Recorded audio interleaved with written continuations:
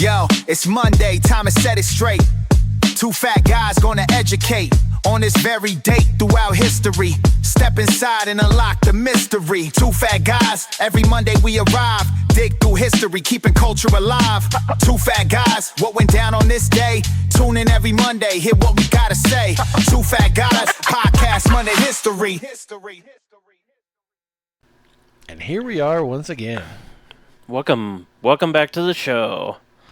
The Two Fat Guys podcast. Yeah. We had some pretty decent, I don't know what the views will be by the time that you guys hear this one. But, yeah, it's not bad. I mean, there was sometimes we didn't get this many on the other podcast. So I'm kind of happy with it for right now. It being the first episode, no real advertisement or anything else. It's not too bad. Well, we'll see how it goes. Yep. We're going to put it on other platforms and stuff, Amazon and... We're getting out to all the people. Yep. All right. And we have a long show, so we are going to jump directly in. Okay, I'd like to lead off with a small correction from the last one. I made a mistake. This is on me, my bad. I humbly beg for Beethoven's apology, as Fur Elise came out on the 27th and not the 20th. And now we know. And knowing is half the battle. Yes, sir. All right.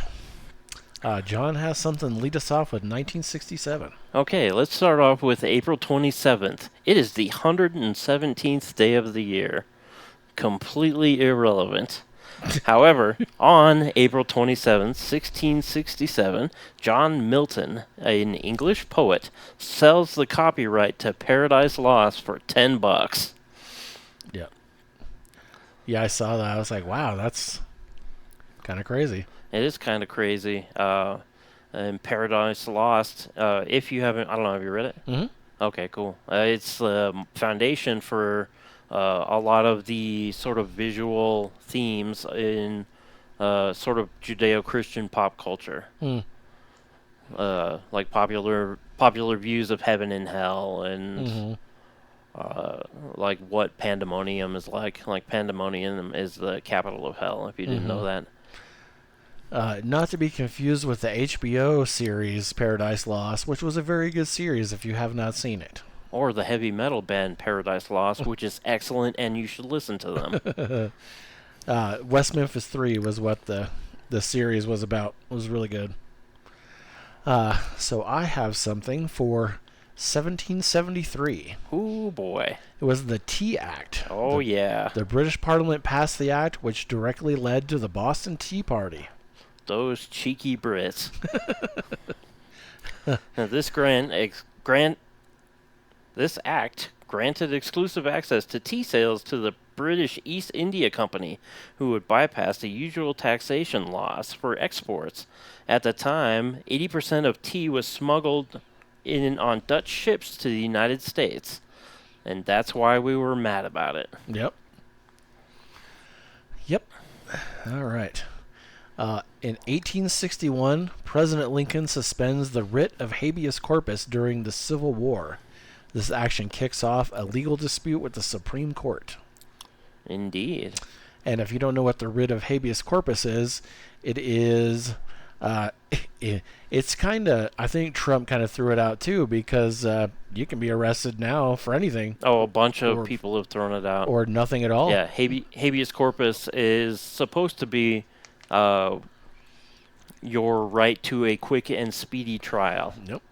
And representation. And, yeah, it's been thrown out a bunch of times, but, yeah, that was the first time.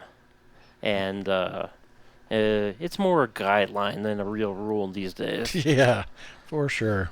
Okay, I also have a different one for 1861. Nice.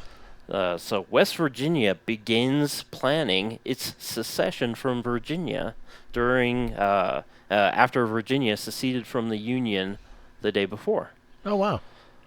Something cool, West Virginia was almost named Westsylvania, which would have been a way cooler name. Yeah, I mean, yeah, that is pretty, it's different for sure. Yeah, but the original plan was for West Virginia to kind of branch up into Pennsylvania, so that the state line ran along the mountain range. Oh, okay. Nice. Yeah. John has something for 1865. All right. We're going to go into the disaster piece mode. The SS Sultana explodes on the Mississippi River, killing somewhere between 11 and 1,500 people. The ship was overcrowded thanks to its captain, James Cass Mason, taking kickbacks for transporting freed Union POWs. What a dick. And yes, that is between 1,100 and 1,500, not between 11 and 1,500. That would be a huge number. Huge difference. Well, I mean, we know it was at least 11 for sure. At least 11. Yep. In 1874, the White League, paramilitary white supremacist organization forms. That was pre-KKK. Oh. Yeah, but paramilitary, I mean, KKK is just a bunch of rednecks and bed sheets. Indeed. John has something for 1899. I do, man. This is a cool one. I mean, it's the foundation of the phonogram archive in Vienna. Scientists recognize the historical and scientific value of the emergent technology of recording audio and went about setting up a historical archive for it. Right on. Well, good for them. Yep. And John has something for 1927. Baseball. I love baseball. Baseball Hall of Famer Mel Ott debuts in a 9-8 victory as the Giants beat the Phillies. And of course, it has to be the Giants. It wasn't the. This was before the Giants moved to San Francisco, so it was the New York Giants. John is the Giants fan. I am indeed. But Mel Ott was only 17 at the time, and he struck out at his only at bat. He would, however, go on to hit 500 home runs. Wah wah. Indeed. And 1940. Oh my goodness. And we got a dark one here. So if I was going to ask you, and I learned this just looking this stuff up, what country is Auschwitz in? Austria? No. Auschwitz is in Poland. And it was established on this day in 1940. Its establishment was ordered by Himmler. The country had already fallen to Germany in the opening salvo of World War II, and they used that as sort of a staging internment to get Jews out of Germany. Interesting. All right. 1942. Sugar becomes the first household staple rationed as part of the U.S. war effort. The government issues ration books with tear-out stamps, allowing every American, kids included, to buy 26 pounds of sugar per year. You know, they should have just banned sugar outright. Right? We would have been a lot healthier. Yeah, it would have been a lot less fat. Indeed. Then it'd be the Two Skinny Guys podcast. Yeah, or one fat guy, or two moderately skinnier fat guys. Something. Two middle-aged guys. All right. John has something for 1943. Going back to Auschwitz, quite literally. On this day in 1943, Witold Pilecki escaped from Auschwitz after volunteering to be captured to gather intelligence and lead a revolt. He would publish the Witold Report detailing his experiences in the camp before being put to death by the socialist Polish regime in 1948. That wasn't very nice. No, not. I don't think there's any nice stories that come out of that horrible, awful, terrible place. Yep, for sure. Let's see. John had the next one also. Nice. On this day in 1945, Italian militia captured Benito Mussolini as he was trying to flee Italy into Austria. He was hiding along with some Germans that were returning to Germany after their defeat and was captured.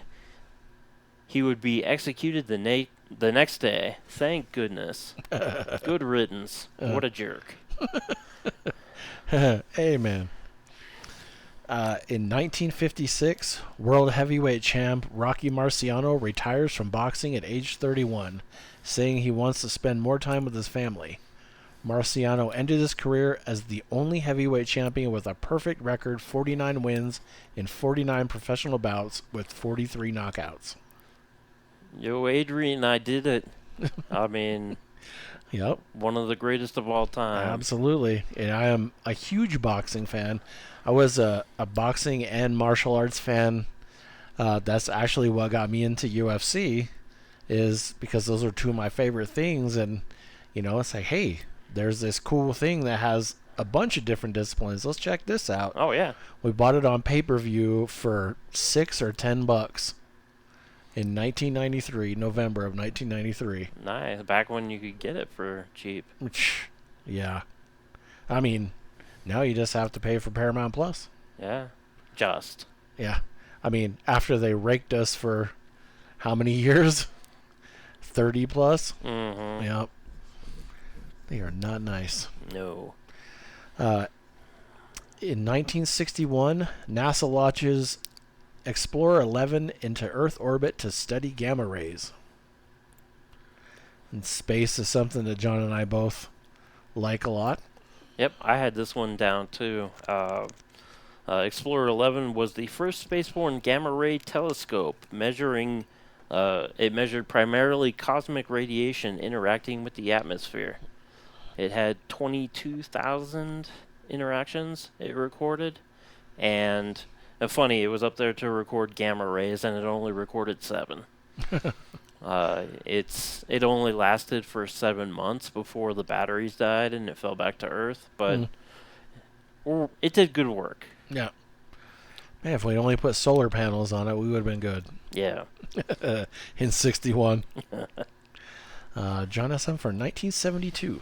All right, going back to the last episode, Apollo 16 splashes down in the Pacific Ocean, marking the end of a successful mission by pretty much every metric.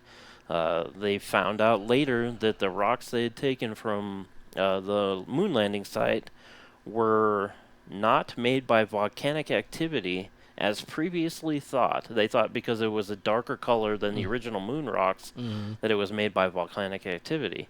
But they do the science stuff and find out that there was never really any volcanic activity of any kind on the moon. Yeah, my guess would be meteors or something of the like. It's cheese. Yes. Blue cheese. Yes. Yes, with a giant rocket right in its eyeball. Yes. John has some for 1978 also. Oh, man, this is a day of disasters. So, in 1978, the Willow Island disaster, 51 construction workers were killed following collapse of a cooling tower in West Virginia. It is marked as the deadliest construction accident in U.S. history. That's crazy. Yeah. John has 1983 also. What? More baseball stuff? All right, here we go. All right, on this day in 1983, Nolan Ryan overtook Walter Johnson as being the strikeout king. At the time, Walter Johnson had 3,509 strikeouts. Nolan Ryan would continue pitching until he had an absurd 5,714, which is a full 900 more than anybody else. It's probably one of those records that will never be touched. Or is it going to have to be somebody pretty badass? Because, yep, Nolan Ryan was amazing. I mean, there was a lot of amazing pitchers in our lifetime. Yep.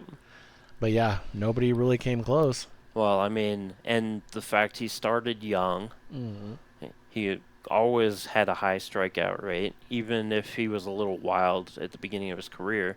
And then his career went on for 30-plus years.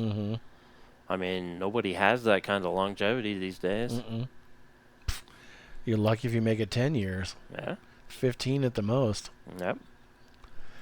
In 1986, Soviet authorities ordered the evacuation of the city of Pripyat, a population of 50,000, one day after the Chernobyl nuclear accident.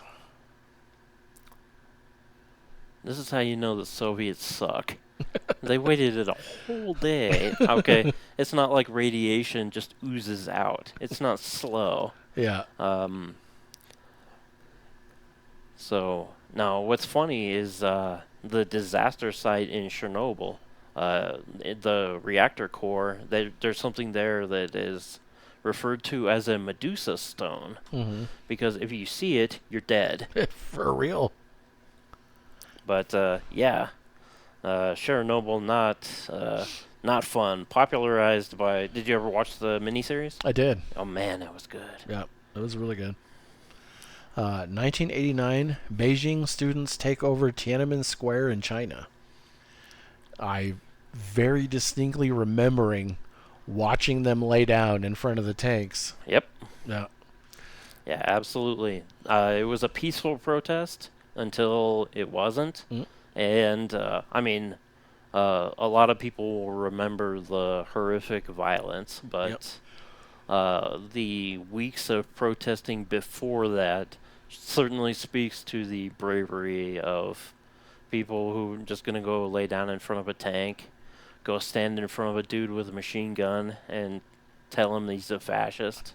Yep. I mean, that takes a lot of stones, for sure. For sure. Yeah, I mean, I was to say, in countries not ours, but, well, that's not so much a statement you can make anymore, so. In 1993, the DA announces negligence caused death of the Crow actor Brandon Lee. As a nearly month-long police investigation draws to a close, North Carolina District Attorney Jerry Spivey announces on April 27, 1993, that the death of 28-year-old Brandon Lee on March 31st of that same year during filming of The Crow was due to negligence on the part of the film's crew, not foul play. I remember going to see The Crow when it came out, and for some reason, every movie we went to, we sat in the very front. That was a huge mistake for that movie, because all of the flashing and stuff at the beginning, I was so nauseous. Ugh, it was so bad. Thankfully, it didn't last all that long, so I didn't throw up, but If man. only the whole movie didn't last all that long. Me personally, I love the movie. I liked it. It was okay. The remake they did with Bill Skarsgård was actually really good. It was all right. I enjoyed it.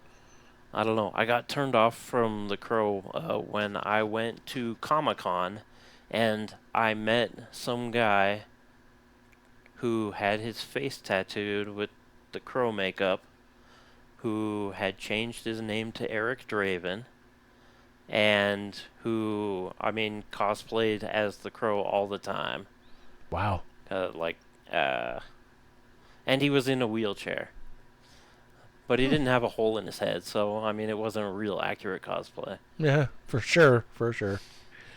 1994, South Africa's first democratic election. South Africans of all races voted for the first time in a general election, marking the end of apartheid. Yep. It's called Freedom Day. Yep.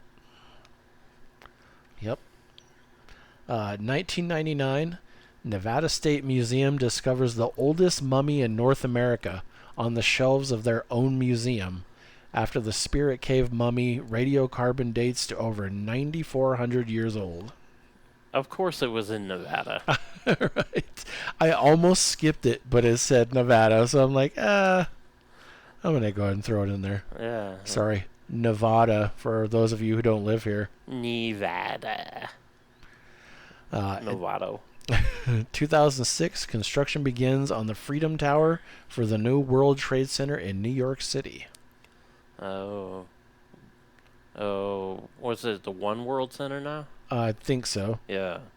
Because they changed the name, like, shortly after construction began. Mm-hmm. But, yeah, it was a big deal. Kind of a big day for everybody. Yep. For sure. 2014, something super, super near and dear to my heart. I love this man with my whole heart. Last Week Tonight with John Oliver, late night talk and news show fronted by John Oliver, premieres on HBO. Still going strong. Yeah, fantastic show. Yep. I love how absolutely fearless he is. Yep. Oh my God. Even to talk about his own parent company Oh, and yeah. just bash him every chance he gets. Yep. Yeah, it's awesome. So we are going to move on to births. John has one 1593. So on this day, Mumtaz Mahal was born. She is the namesake of the Taj Mahal, Oh, wow. which would go on to become her mausoleum after she passed away. Interesting. Yep. 1791, Samuel Morse, inventor of the telegraph and Morse code.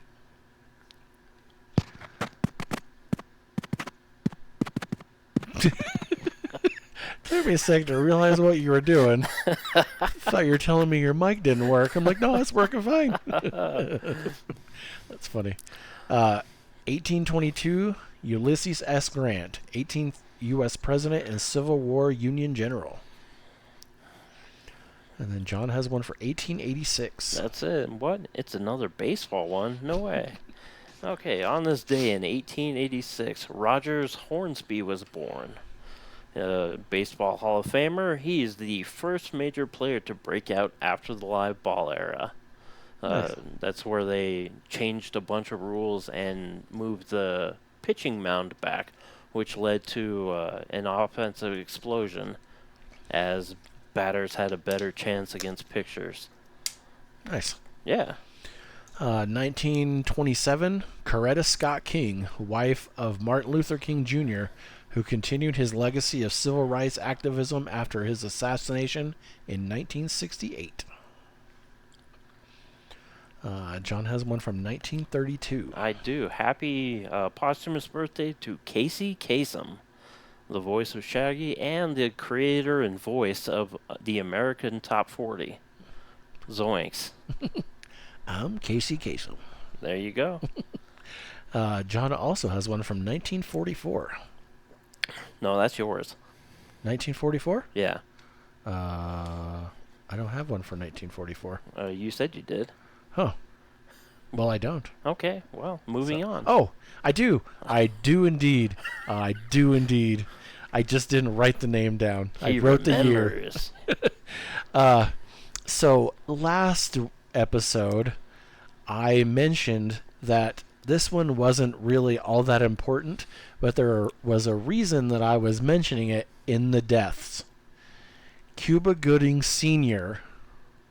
died a week before his birthday.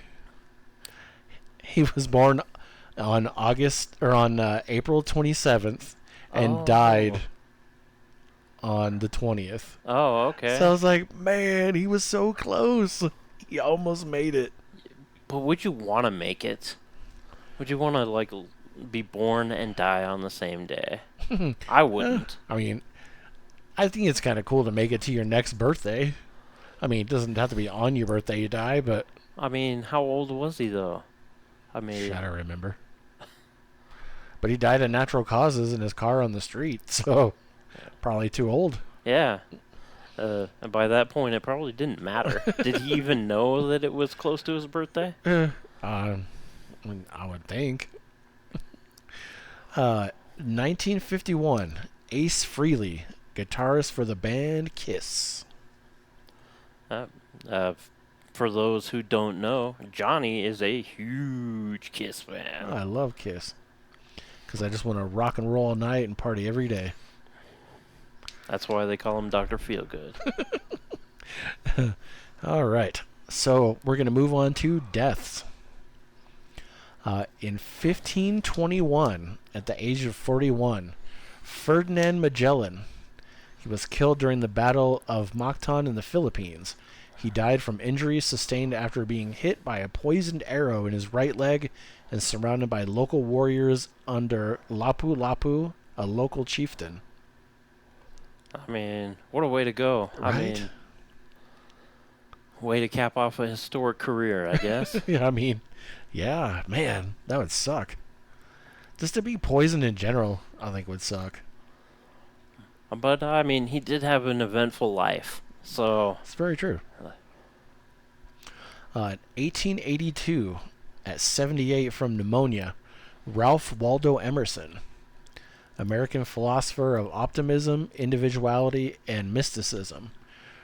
Friedrich Nietzsche referred to him as the most gifted of the Americans. He was the mentor of Henry David Thoreau, who was a transcendentalist. So I thought that was pretty cool. yeah. In 1965, at 57 of cancer, Edward R. Murrow, radio and TV journalist who was read widely during WW2 and the McCarthy hearings. Let's see, 2015, at 89, from Alzheimer's disease, Vern Gagne, professional for 32 years. He was a 16-time world heavyweight champion Yeah. in the WWF. Yep. Oh, Bob Backlund. Yeah. He was selected in the 1947 NFL draft by the Chicago Bears, but when forced to choose between football and wrestling, opted for the latter. He was inducted into the Professional Wrestling Hall of Fame in 2004. Long overdue to be in the... Well, I think the Hall of Fame was pretty new back then. Yeah. But, yeah, man, what a guy. What a presence. Yep. So our last death was a huge presence too, not necessarily a positive one. In 2023, at 79 from pancreatic cancer, was Jerry Springer, a former mayor of Cincinnati who rose to fame by hosting the outlandish TV show Jerry. The Jerry Springer Show. Born Gerald Norman Springer, he was an American broadcaster, journalist, actor, producer, lawyer, and politician. His TV show became known for its outrageous moments, including on-stage fights and scandalous behavior. He graduated in 1965 with a political science degree from Tulane University. So this is one I thought was cool. I didn't know this. Born in England during World War II to refugees escaping the Holocaust, Springer was raised in Queens, New York City. He married Mickey Velton on June 16, 1973, and they had one child together. Oh, okay. I was not aware he was English. I mean, was he English, or was he like a refugee from somewhere else in England and then came over to the States? It says he was born in England during World War II. Well, yeah, but if he'd come there from like Austria.